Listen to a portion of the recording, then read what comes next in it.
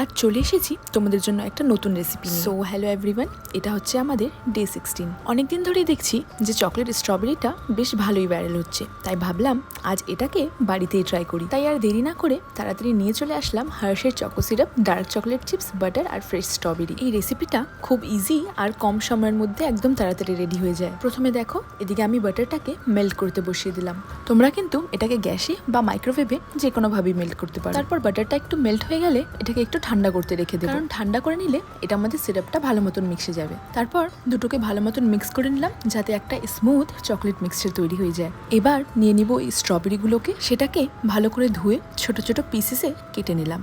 এবার ওই স্ট্রবেরি পিসেসগুলোকে ওই মিক্সচারের মধ্যে দিয়ে দেবো। সব কিছু ভালো করে মিক্স করে নিয়ে ফাইনাল টাচ হিসেবে ওপর থেকে চকো চিপসগুলো ছড়িয়ে দেবো। ব্যাস রেডি হয়ে গেল আমাদের ডিলিশিয়াস চকলেট স্ট্রবেরি। দেখতেও সুন্দর আর খেতেও অনেক টেস্টি। আজকের জন্য টাটা, দেখা হচ্ছে আবার একটা নেক্সট ভিডিওতে।